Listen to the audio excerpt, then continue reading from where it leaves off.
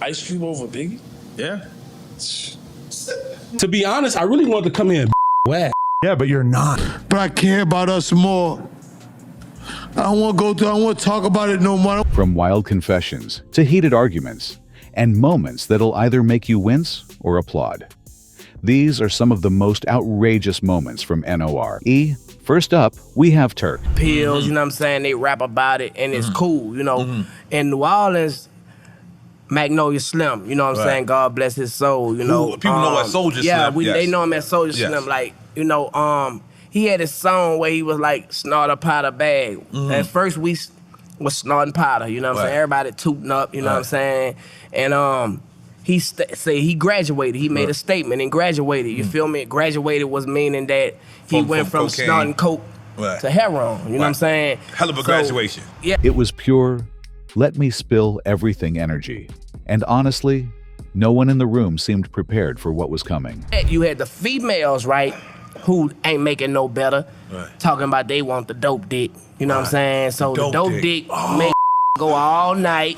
So, you know, if you're a 1 minute man, you turn into a 30-minute man. Like, that's 29 minutes, you know what I'm saying? So, you feel me? Yeah, so, you know, and I ain't lying, I was a 1 minute man, you feel me? Like, because the powder make you nut fast, you feel me? So, I'm tired of being a 1 minute man, you feel me? I gotta, you know, give me 29 more minutes, you feel me? So, you know, I just, you know, I tried it, bro. He kicks things off by talking about his addiction. Now, this could have been one of those serious, introspective moments, but Turk, he refers to it as his graduation. That's right, a graduation from cocaine to heroin. And he doesn't say it like it's a regretful chapter in his life either. Instead, he reminisces about it like it's some sort of twisted milestone.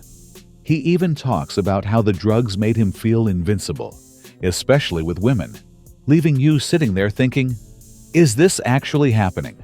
Man, it felt so good. Like this high is a high where you don't even want to, you know, you don't give a about nothing else. You feel just that good. You feel me? Like, and the flip side, when you don't have it, you feel just that bad. But you wasn't, you know, like nodding and shit like that. Nah, you were living. No, he's talking about, you're talking about the heroin now, not the coke. The heroin. The coke, we don't want to talk about that.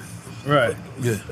We got, you know what I'm saying? Right. This is the graduation. When you get the heroin in you, dog, it's like you feel good, you warm, your body warm, you know what I'm saying? Your game tight, you know, your hustle tight, you feel me? Like, your rap's tight. Then, there's the part about women. Turk veers into a story about competing with Lil Wayne for girls, but it takes an even stranger turn. Apparently, they used to keep women's underwear as trophies, literal trophies. He says it so casually, as if it's the most normal thing ever. The room is trying to act cool, but you can tell everyone's thinking, did he really just say that? That's what you think, you know what I'm saying? Like, and we were young, you know what I'm saying? Like I say, we were giving when the females what they wanted, you know, so it was a lifestyle. Like every I know who would lean, I always be like, yo, why you I just ask them, they be like, yeah, man, I could just rap better. And I'm you like, feel good and you rap better. You think you do everything that you was doing better. In your mind. That's what you think. So that was the main reason, bro, you know what I'm saying? But not knowing that shit really like you up. And when you don't have it, it's like you had 3 flus, 4 flus. Like, I don't know if y'all ever had the flu before, but it feel like 4 times worse than that. Your body hurting, your nuts hurting, you're throwing up, you're cold, you're hot, you know what I'm saying? All you gotta do is just hit it one more time. And all of my withdrawals happen to be in jail, so I was up, you know what I'm saying? So. And then, the jail stories. Oh man. N.O.R.E. brings up some old remarks Turk made about sex in jail, maybe expecting him to laugh it off or clarify.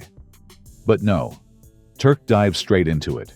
He doesn't go into explicit detail, but he drops just enough to make everyone in the room visibly uncomfortable. He's like, if you know, you know, and you can't help but think, actually no, we don't. And maybe we don't want to. And you start shooting. And when you hanging with a bunch of old heads. Oh, because you started snorting, you saying? I snorted, I snorting first. So what happened was we was first 3 minutes of drink. I don't think we ever had the first 3 minutes like this. Nah, we gonna keep it all the way real. But let's dig into the real. not giving people what they want. Yeah, I think a lot of artists try to hide what the people really want. You know what I'm saying? Like I don't do no clout chasing because I feel I am clout. You know what I'm saying? I don't do none of that.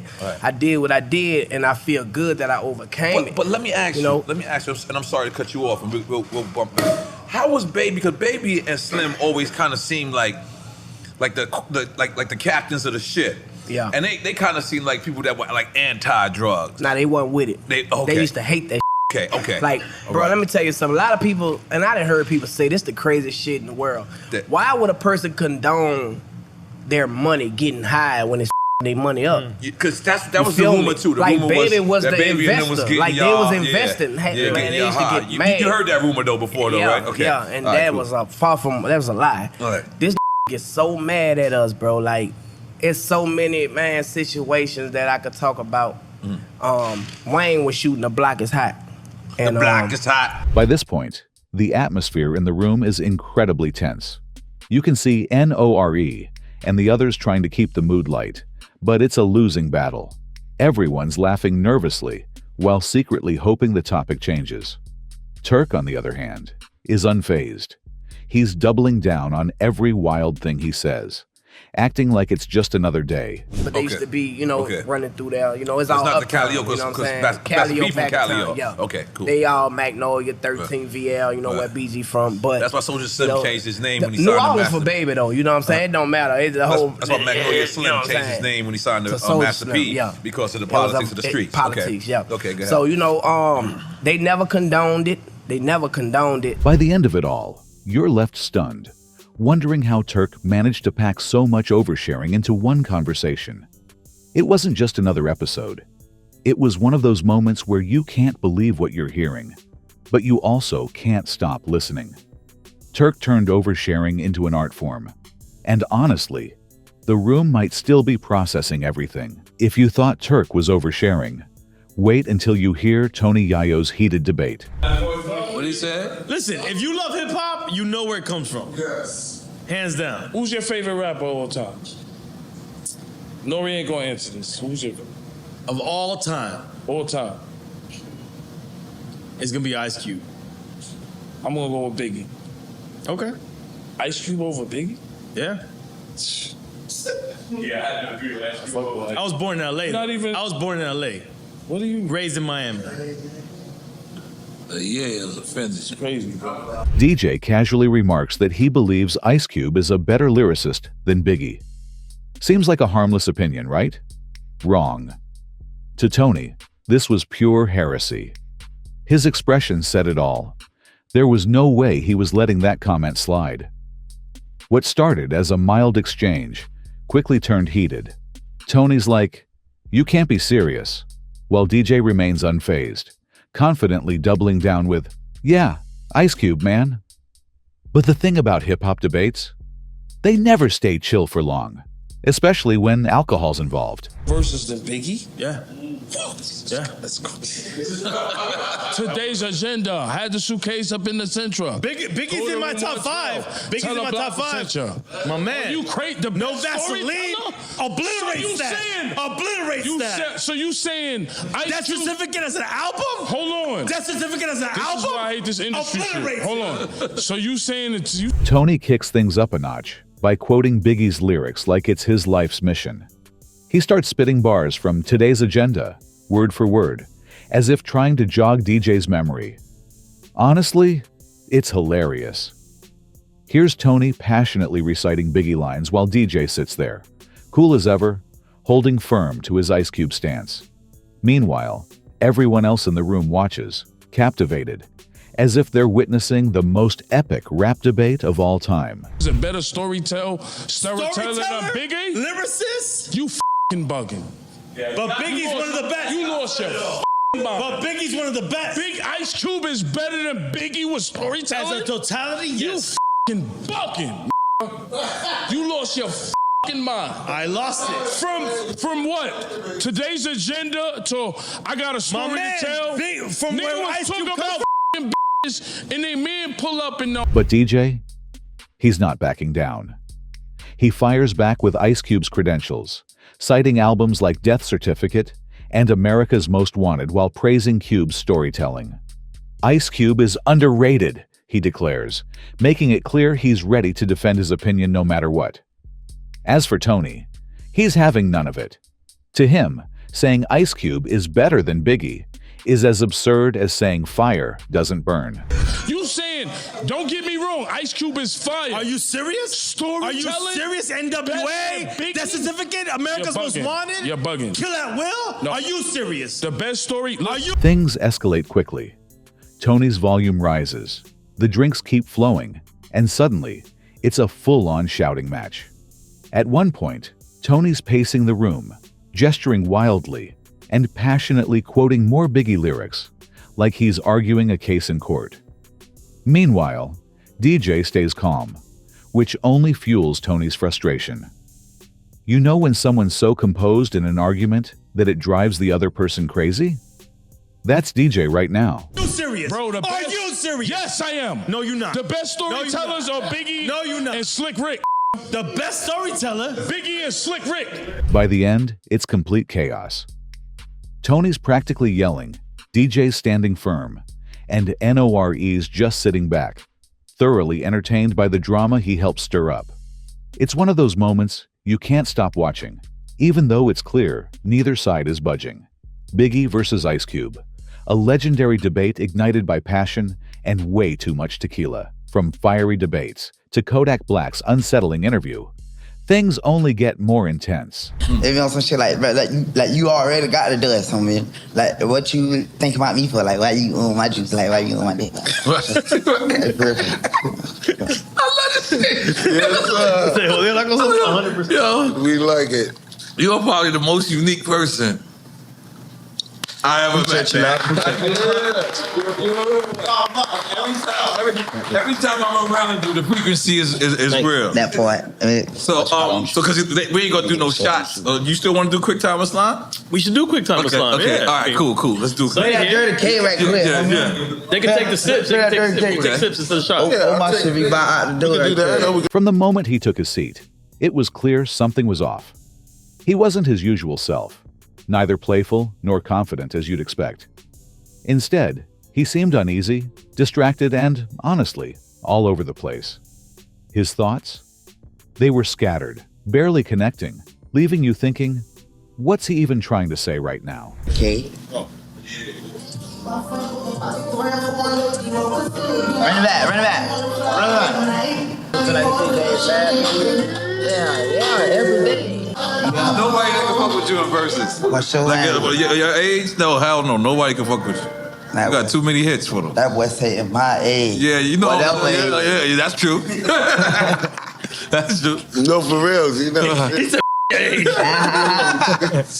Holy shit. Okay, you ready? You want to explain them the rules? You got it? Oh, he could be a designated nigga. He Haitian. Yeah. No, I'm good. And the rule explainer today. Go ahead. I'm a drink for yak today. I'm drinking. Explain the rules, I Sonny. ain't gonna lie to her. Rich side, that's the homie. She been the homie, though. It began with a conversation about his Haitian roots. That had the potential to be a great moment. Kodak opening up about his heritage and giving a glimpse into his life. But instead, it turned into an existential monologue about his soul. He started musing about where his soul would go after death, and things got cryptic fast. The room grew increasingly awkward, with people nodding along politely, but you could feel the tension rising. It was like watching someone attempt a deep discussion, but the words just didn't land. A little bit of T.I., then you get the C murder and shit. Matter of fact, let me send you this song to play. This listen to this bitch. This shit from drop this whole. But you said they trying to get you kicked off the label? Yeah. How? And you say they ain't sent that freestyle shit I did viral. They ain't sent that bit when I was say pressure built up and he tense. I hear talking about me through the vent. Built up frustration, you suck another nigga.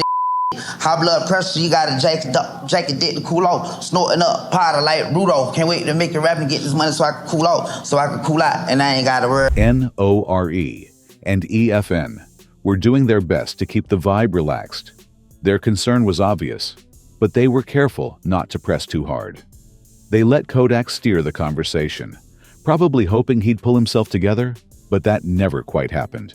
Instead, He kept going on about loyalty, betrayal, and topics that lacked any clear context. Way out and I leave a trail. Think your relations how it play out. It be betrayal. When I was going through my shit, they sell well. Everybody feeling like what Black Panthers was when I was going through injustice. Like at the tunnel, I can't see that. I was too busy sitting back wondering where Jay-Z at. Reaching out to meet K, do an interview on me. My left me on scene. I had the answers to the question that they asked you on TV.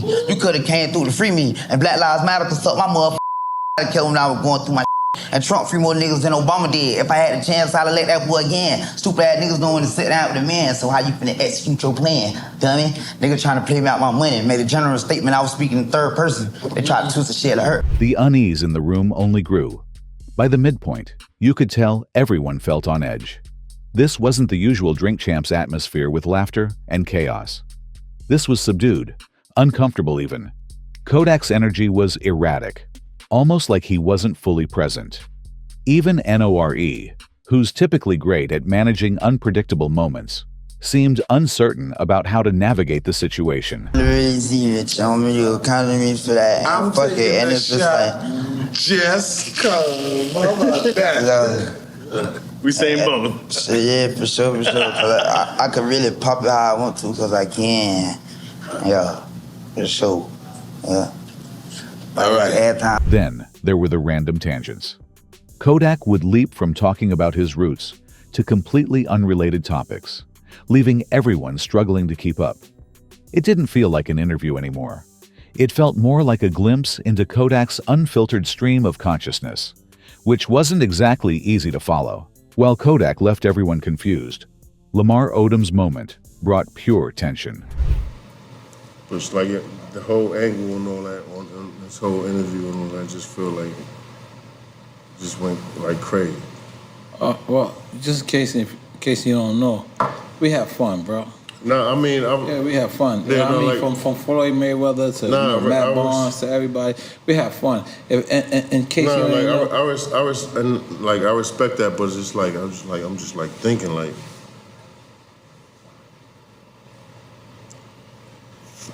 So the man's been through some unimaginable challenges, brushes with death, battles with addiction, a highly publicized divorce. It's not the kind of thing you recover from overnight. But N.O.R.E., he went straight for the tough stuff, diving headfirst into all the heavy topics like he was running a daytime drama special. No, you did. You called us. Know what I'm saying? You called us. You told us. You said like, let's do the virtuality shit. No, yeah, but maybe I didn't know. We having fun. But what part? Because you my family, so. No. Okay. We here.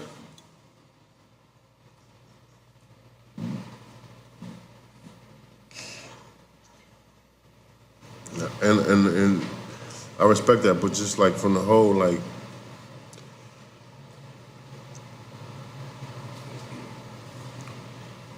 And I don't even really. Lamar does his best to keep it together, answering the questions as calmly as he can, but his eyes tell a different story. He's struggling. You know that look, the one where someone's trying their hardest not to break down on camera, and instead of noticing the discomfort, N.O.R.E. keeps pushing, even bringing up Lamar selling his championship rings. Seriously, who thought that was an appropriate topic? Those rings must have meant everything to him, and selling them was likely one of the hardest choices he ever had to make. Turning it into a casual talking point? That's just insensitive. Uncomfortable questions.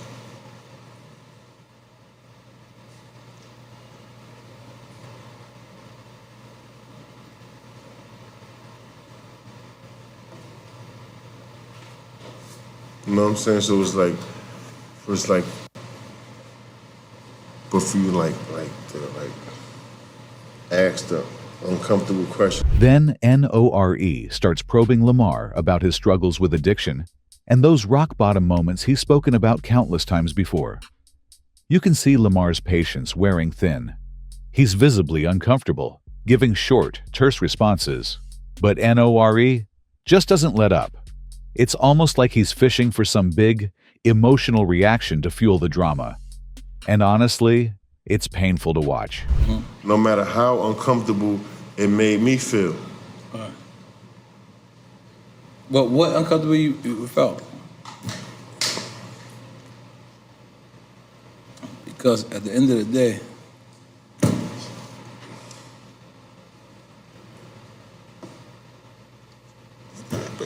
and then it happens. Lamar finally snaps. Not in a loud, over-the-top way, but with a calm, resolute demeanor that speaks volumes. He sets firm boundaries, making it crystal clear that N.O.R.E. needs to back off, all without raising his voice. And honestly, good for him. After everything he's endured, he shouldn't have to revisit his pain just to entertain an audience. If it was 2 bricks of cocaine. No, I never brought up cocaine. No, I'm just saying, if it was 2 bricks. I never brought up cocaine and I never brought up anything. I'm just saying. I just want to realize where you felt wrong, guy. No, I'm just saying, like. Because you gotta, if you Google yourself, you'll see that everything pops up. That's all. But. That's like me. Like, no. I can't. But what I was trying to do with you. Of course, N.O.R.E. tries to salvage the situation with his usual "we love you here" routine. But by that point, it's too little, too late.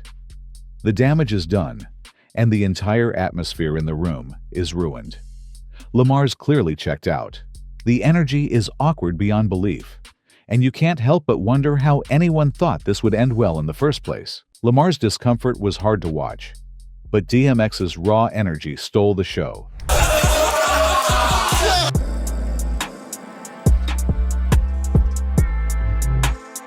I was gonna say sorry for robbing you, but the good times we had in Cali, the sock, and the chair.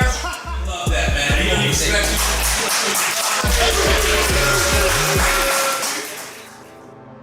What it good be? Hopefully this is what it should be. This is your boy N.O.R.E. What up, it's DJ EFN. And this is Military Crazy Raw / Drink Champs Yappy Hour. Make some noise!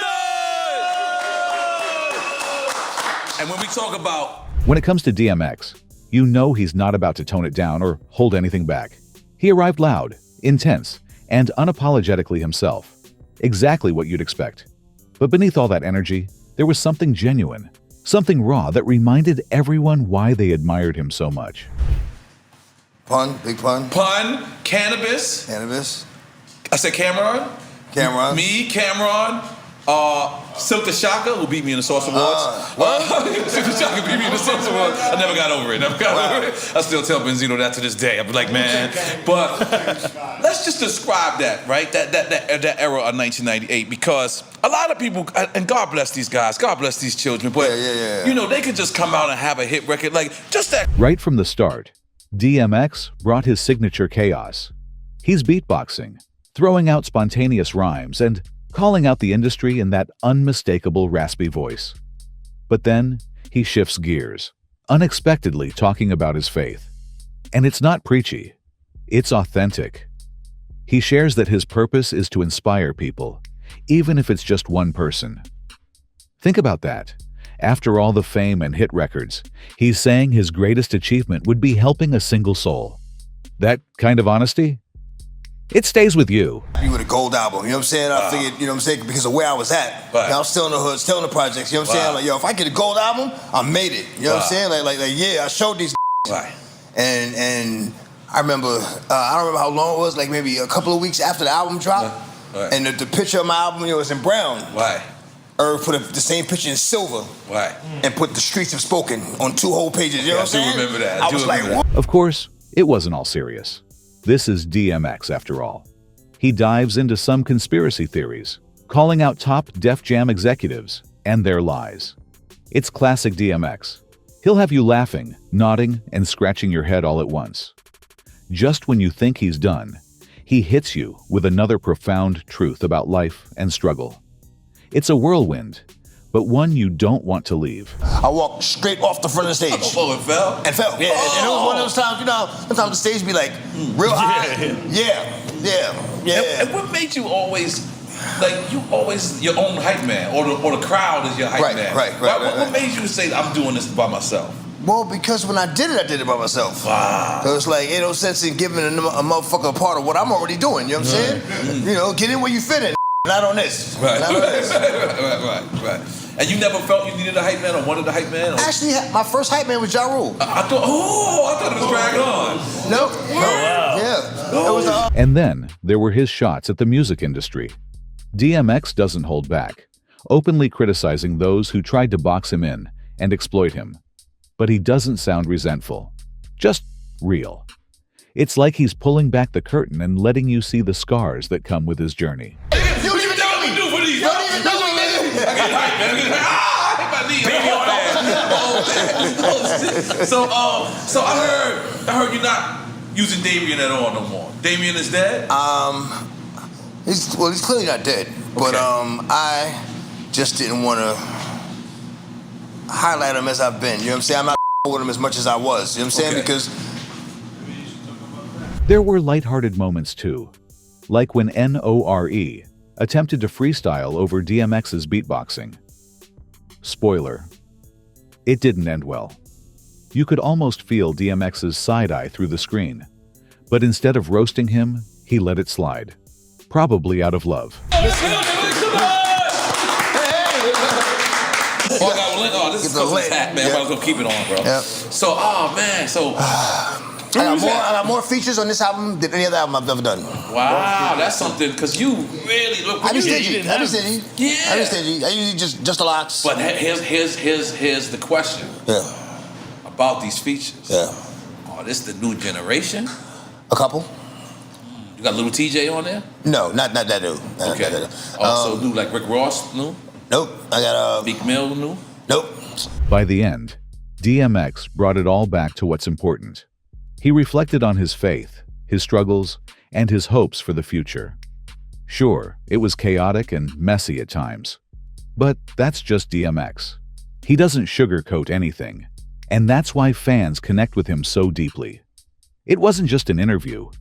It was a raw, emotional, and unforgettable moment with one of hip-hop's legends. DMX was brutally honest, but Benzino's rant took chaos to another level. Let's talk about Eminem, yo. That's why we here tonight. Huh? Eminem. And everybody down with Eminem. And my thing is this, bro. It's over hip-hop. Like, hip-hop is who we are. He can't come in and invade hip-hop in Rosenberg and make trillions of dollars. This nigga didn't even go to Nipsey's funeral, bro.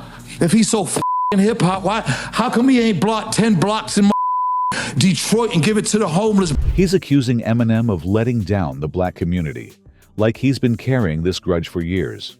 And honestly, maybe he has been. They trying to kill me right now, bro, because of this shit I'm saying, because it's deep, bro. Let me tell you, his fans, bro, his fans like him because he's white. They don't with us. Let me try to make Eminem. I dusted Eminem. Rap Elvis, bitch. But that's just the beginning. Benzino starts throwing shade left and right. Paul Pierce? Yep. R. Kelly? Oh, he went there too. It's like he had a mental list of people he wanted to call out, and he was determined to tick off every name. Meanwhile, N.O.R.E. and EFN are trying to reel the conversation back in, but Benzino's unstoppable. He's got this "I've been waiting for this moment" vibe, and there's no stopping him. How come he ain't answer back? How come he ain't answer me? I'll beat the shit out of him with these. Eminem or Machine Gun Kelly? Eminem, bro. So which Eminem, so bro? Which one? Neither, both of them, bro. So I guess Cassidy will kill Eminem in a battle rap, bro. Why do y'all give Eminem so much props? Why? Why do y'all like Eminem? Because he's white? Is that it? What do you mean? Nah, like, what? F that. We don't listen to that in the hood, bro. A few moments later. Then, things get cryptic. Really cryptic. He starts making vague threats, throwing around talk about street fights and some pretty wild accusations. At one point, he even starts ranting about people being out to get him, and you can feel the tension in the room rise. N.O.R.E. is chuckling nervously. EFN's sipping his drink like, well, here we go. And Benzino just keeps getting louder. But I care about us more. I don't want to go through, I don't want to talk about it no more. I don't want, for 22 years, every time I do an interview, they ask me about Eminem. you want me to do? Come on, man.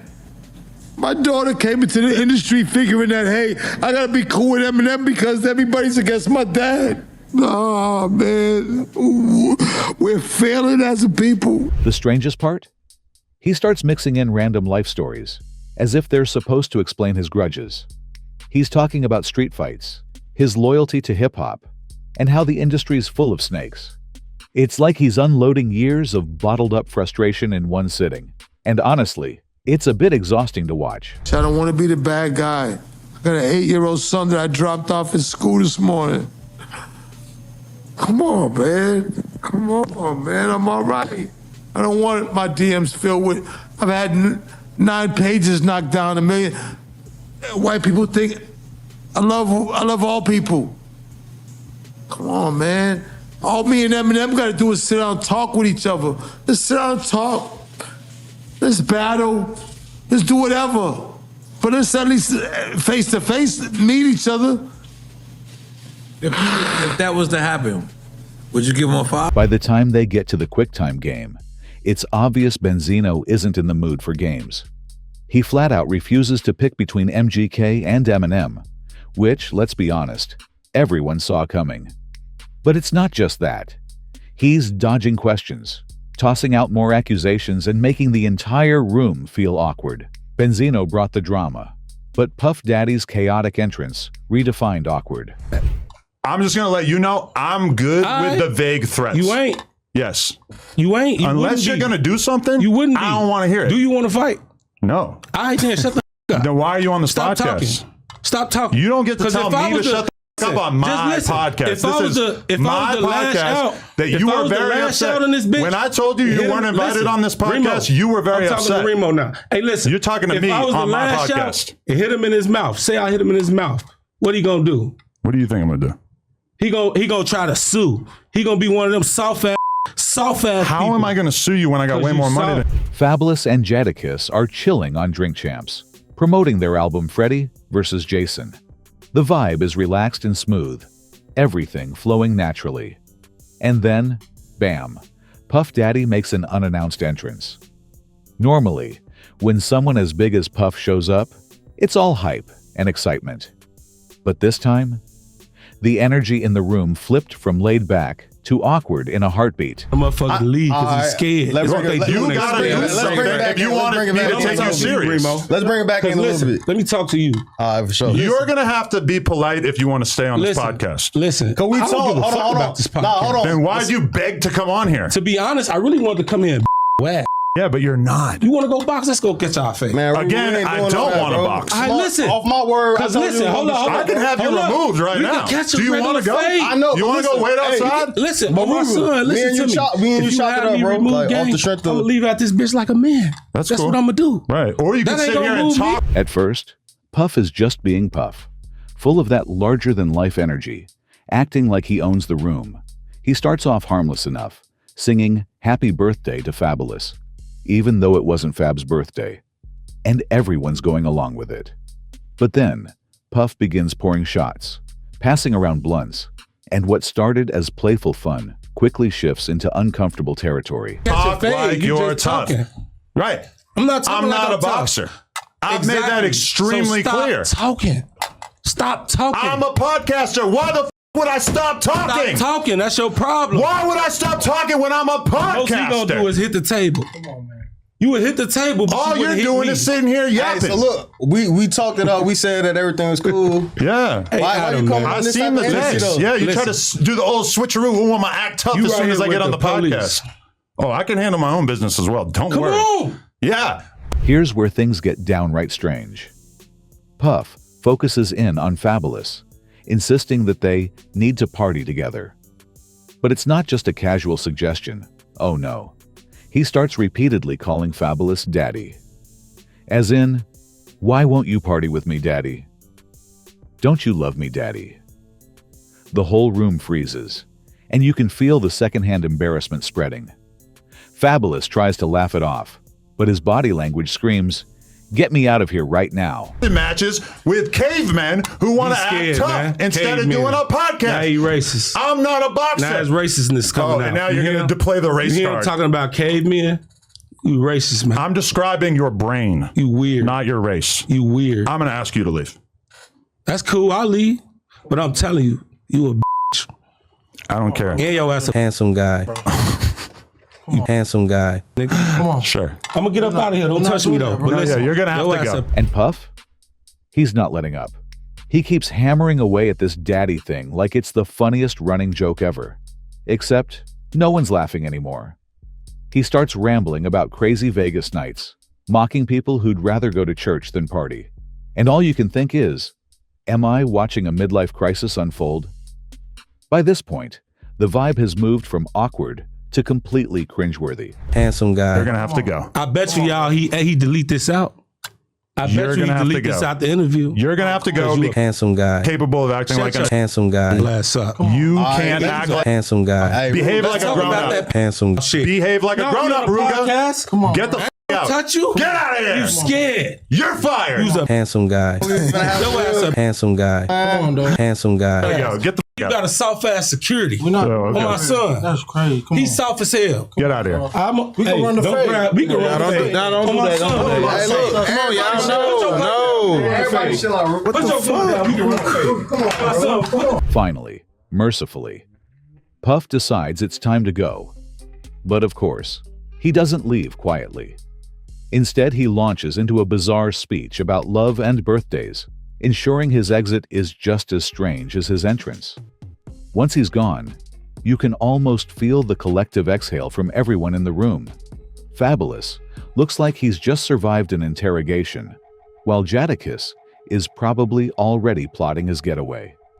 Classic Puff, chaotic, over the top, and memorable for all the wrong reasons.